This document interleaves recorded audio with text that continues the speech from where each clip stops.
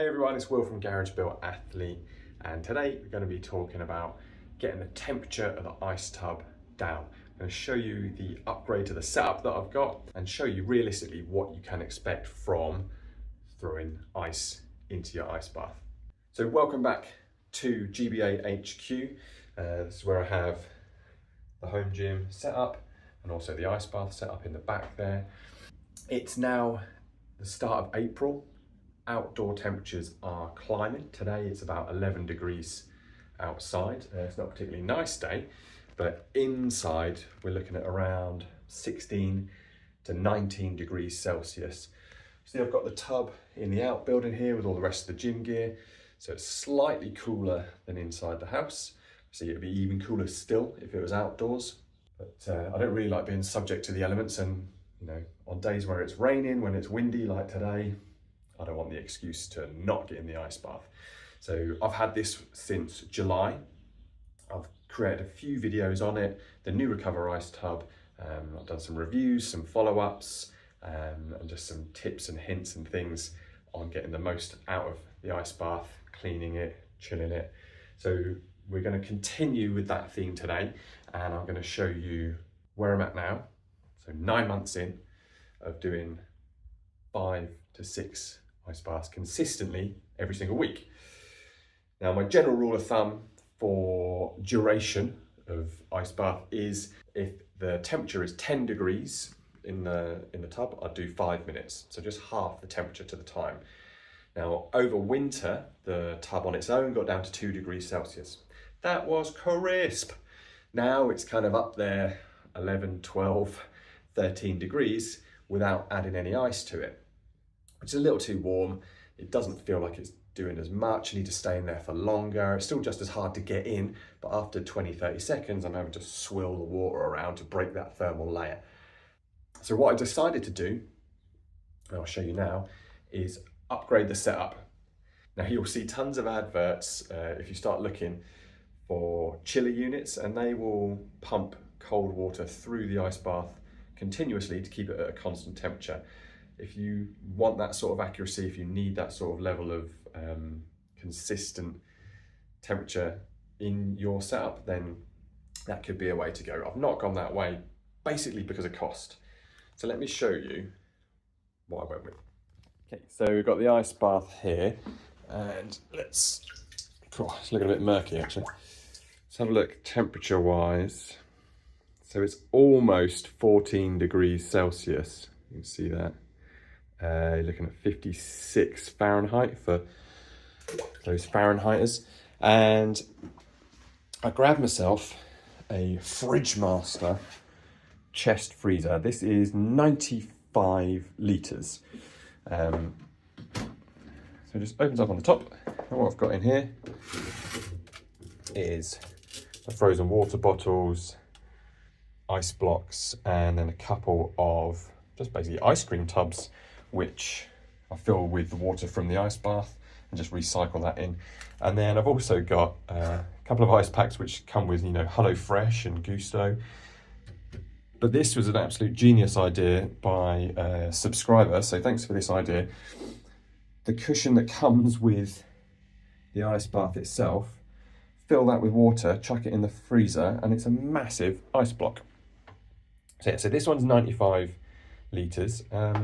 The reason that I went for this, I got it online, was there was a deal for some cash back, and it's a good size to fit and still be able to have the washing machine. I left the door open on purpose, obviously.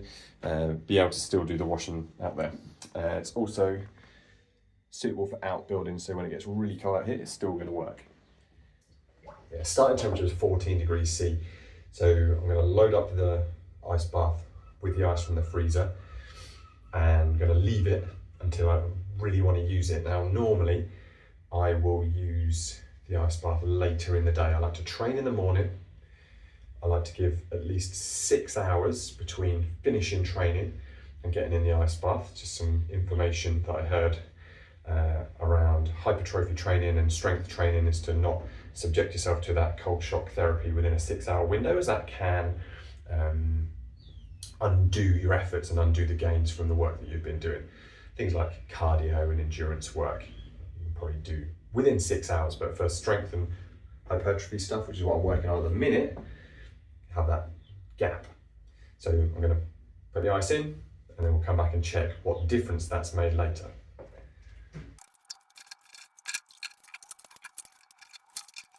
Okay, all the ice I currently have is now in there. You can hear it cracking away. So you pop the lid back on.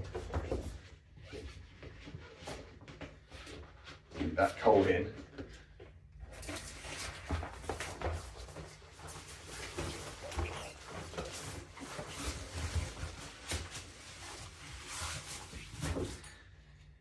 And then we'll assess the impact that has made when it comes time to use it later on. And we're back. So it's been 2 hours since we put all the ice into the ice bath. I checked the temperature a couple of times during those 2 hours, and after 20 minutes it dropped 2 degrees C, so it was down to 12 degrees from 14 where it started. After an hour it dropped a further half a degree from there, so it was down to 11.5 degrees. After 2 hours, we're now at 10 degrees C. So it's brought it down by 4 degrees in 2 hours. Now, most of the ice has melted. So this stuff isn't really going to be getting the water any colder. And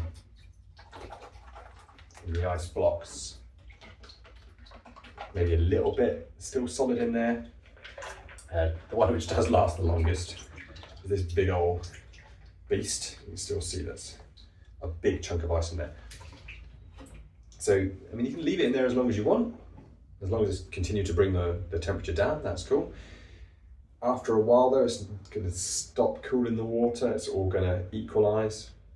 What you need to consider then is actually how much more ice do I want to put in here, how much do I want to keep in the freezer, and keep swapping them in and out. Every time that you put some of these containers and things in and out of the ice bath, actually getting more dust and bits into the water.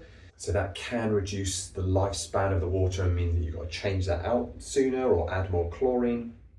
And then you're just going to have to weigh up, is that better than having a warmer ice bath? For me, yes.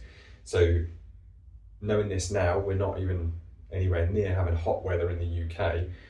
I now need to bring more ice into the ice bath. So I'll probably do that by filling up bottles with water. So, 2 litre, 1.5 litre bottles like this, freezing those overnight and getting them in there. It's a much more cost effective way than buying ice from a store, but you can also make a lot of ice yourself by using those freezer trays, freezer bags for ice cubes. Obviously you're going to go through a lot of those freezer bags and you can't reuse them. So my tip would be get yourself some reusable options for doing this and just make it nice and easy. Also bring a towel down when you want to take your melted ice blocks and packs out. You want to dry them off because we don't want to be adding water and moisture to the inside of the freezer. That's going to make things stick. It's going to make things freeze together. It's going to make it difficult. So there you have it. That's how I currently have my ice bath set up.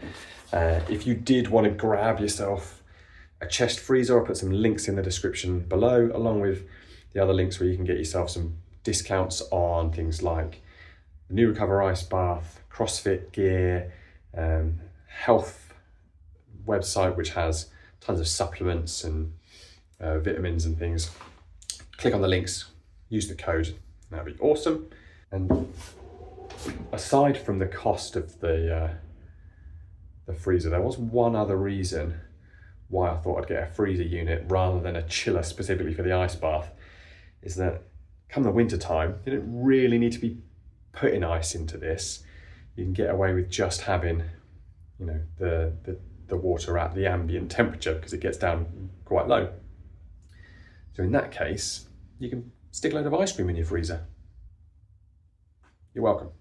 Anyway, thanks for watching. I hope you found the video useful. If you did, drop us a like and a comment below. subscribe to the channel. You can check back on all the other ice bath videos I've done over the past 9 months. I will continue to put them on as things evolve. I found I've gotten some really good feedback on the videos so far, so thank you very much for tuning in. And that's it from me. See ya.